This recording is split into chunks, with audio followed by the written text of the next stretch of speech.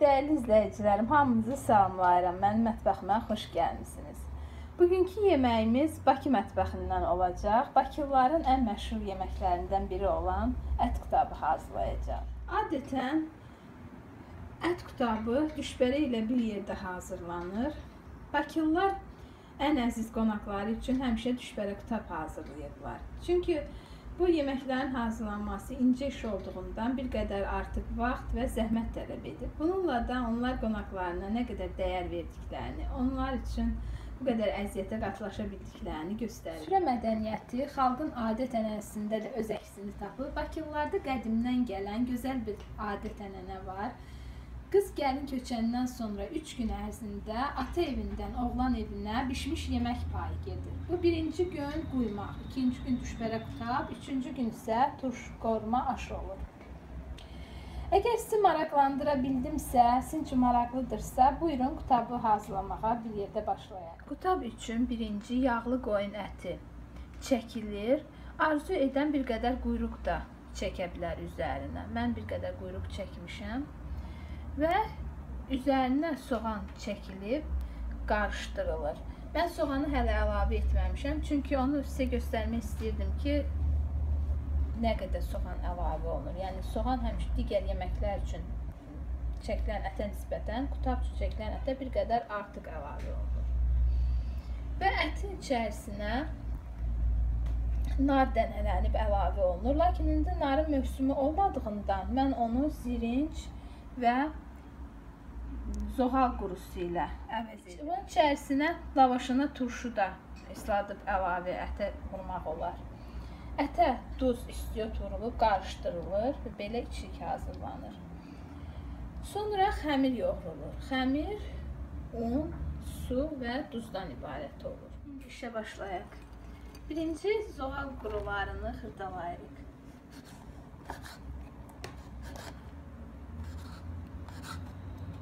Mən bunu özüm hazırlamışam. Zoğal mürəbbəsinin hazırlaması videomda bunu da sizə göstərmişəm. Videonun içərisində paylaşmışam. Qutaba çox gözəl yaraşır. Mən istifadə edirəm. Göyərti qutabına da bəzən istifadə edirəm. Balqabaq qutabına da istifadə edirəm. Biz bəyənirik.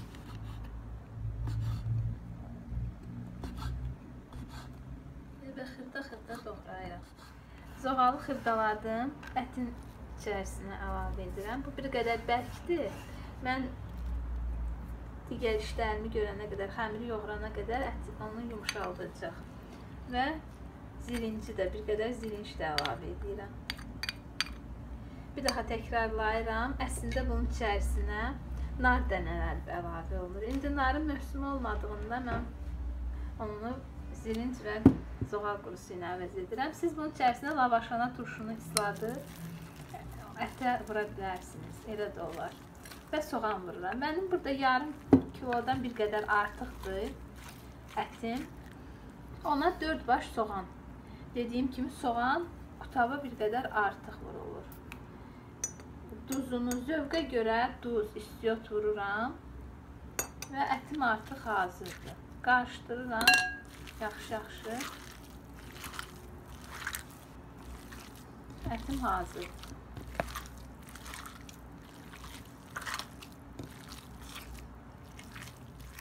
Ətimiz hazırdır. İndi bu ətin, soğanın suyu ilə içərisində quruları da yumuşalacaq. Hazırladıq, qoyuruq soyuducunun alt gözünə. Əti hazırlayıb soyuducuya qoyduq. İndi xəmiri yoğururuq. Təxminən ətə uyğun 3 stəkan unun xəmirini yoğururam. Eybi yoxdur, artıq xəmir artıq qalsa, ondan yayma, yağlı fətir də hazırlamaq olar. Onu ələyirəm. Ələdiyim unun ortasında dərinlik yaradıram. Bir qaşıq, çay qaşığı duz əlavə edib, bir qədər onunla qarışdırıram.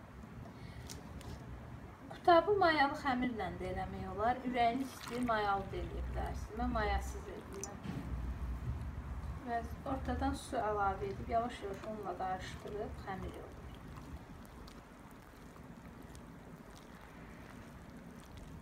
Xəmiri bir 5 dəqiqə müddətinə əlimizin altında yaxşı-yaxşı yoğurub, incisi kütlə halına salırıq. Belə etdikdə xəmirin özlülüyü artır. Baxın, belə bir xəmir alınır. Xəmiri yoğurandan sonra üzərini təmiz bir dəsmalla örtüb, elə masanın üzərində bir 5-10 dəqiqə gözlədirik ki, xəmir özünü salsın, yumşalsın. Sonradan xəmirlə işləmək, yaymaq rahat olsun. Xəmiri 5-10 dəqiqə sonra yuxayanın üzərini unlayırıq.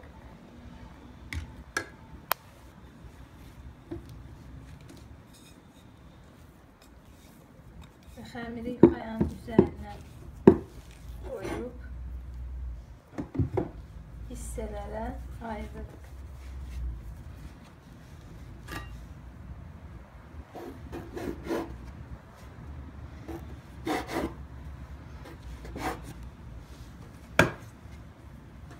Həmin hissələri kündələrə yığırıq.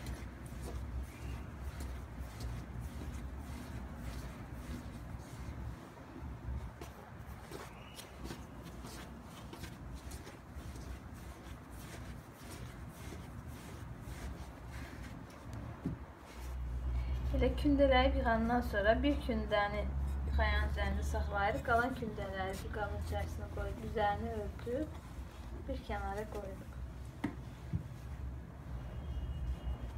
Və həmin kündə ilə işə başlayırıq. Və həmin kündəni nazik açırıq.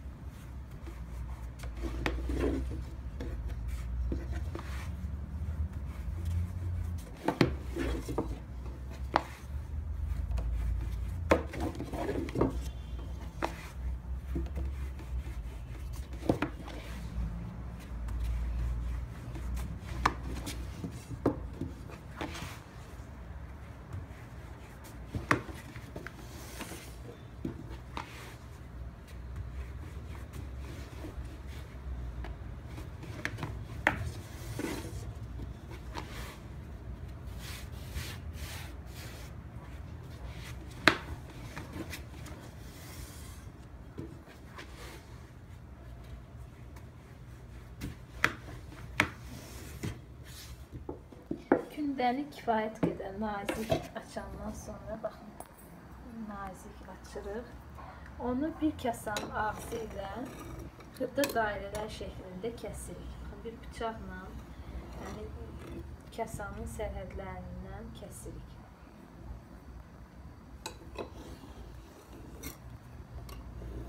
Bunu istənilən forma ilə kəsmək olar, yəni yumru forma ilə. Bir qapağla, bir linçə ilə, necə rahatsa elə kəsə bilərsiniz. Bir-birinə sıx dairələr şəklində kəsirik. Sonra onun qıraqlardan artıq qalanı da birləşdirib ondan da kəsmək olar.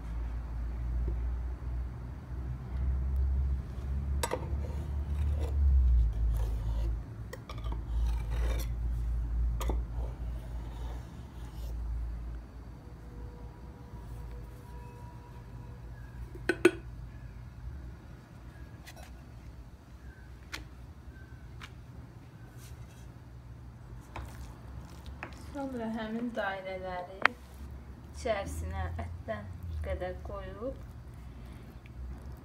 dairənin bir tərəfinə yayırıq. Yəni dairəni 2 hissəyə bölmüşük. Bir tərəfinə yayırıq.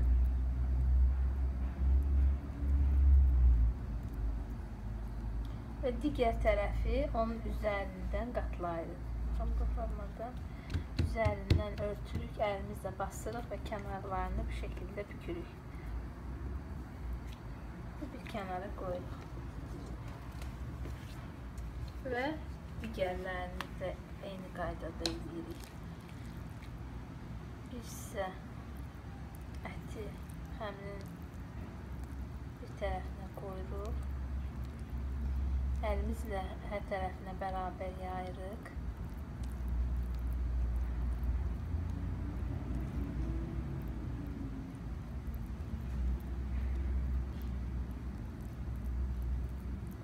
və xəmirin digər hissəsini onun üzərindən qatlayırıq. Belə əlimizlə basırıq və kənarlarını möhkəmləndirib yığırıq.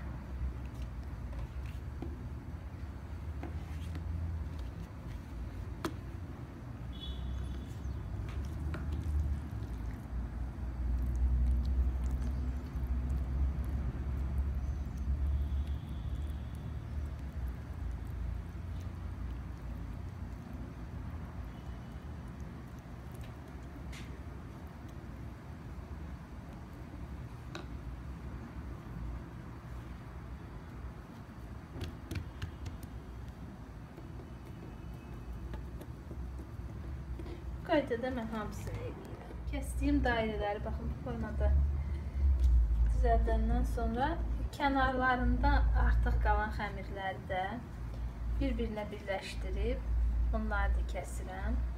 Bu formada birləşdirirəm. Bunu təzədən xəmirləri birləşdirib xırda kündə halına salıb, sonra təzədən yaya bilərsiniz. Belə də edə bilərsiniz. Kim necə istəyir, elə edə bilər.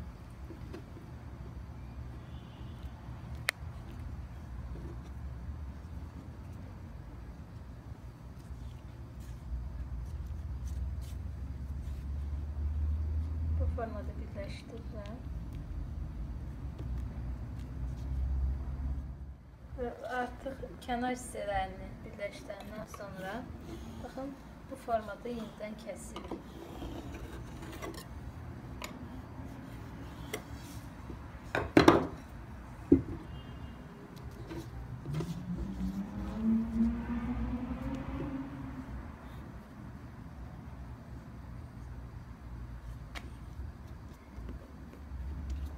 Bunun da içərisinə bir qədər ətdən qoyub hazırlayırıq.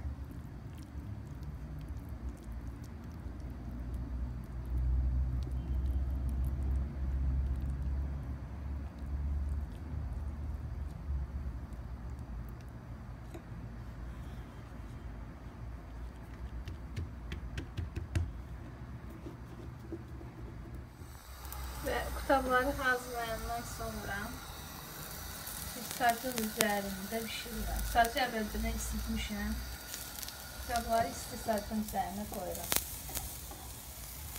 Qutabın bir tərəfi qızarandan sonra digər tərəfini çevirirəm. Bu şəkildə qutabları sacın üzərində bişirirəm.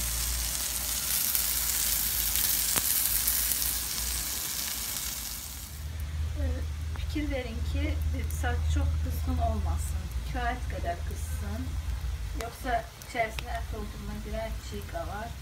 Yavaş-yavaş o üzümüz edirik. Bu bir qədər pişəndən sonra o üzünü çeviririk, digər üzünü çeviririk. Bu qaydada çevirə-çevirə pişiririk. Artıq qutablarımız kifayət qədər pişiyib, onu sacın üzərindən yığırıq bir məcmeyin içərisinə.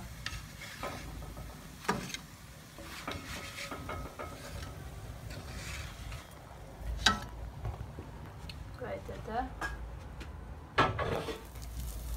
və yeni qutabları sacın üzərinə qoyuruq.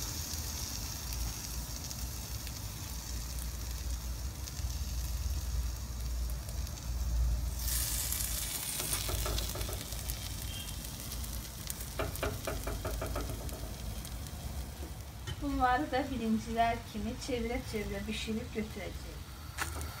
Bu qutabları eyni qaydada qızardıb yığıram. Bu mənim 2 gündədən alınan qutablardır. Bu qədər. Mənim digər gündələrim də qalır, lakin onları göstərməyə ehtiyac görmədim. Eyni qaydada bunlar kimi onları da yiyəcəm, qızardacağım. Qutab hazır olandan sonra isti-isti üzərinə sumaq səpilir. Baxın, bu qayda üzərinə sumaq səpilir. Yanında qatıqla, ayranla süfrəyə verilir.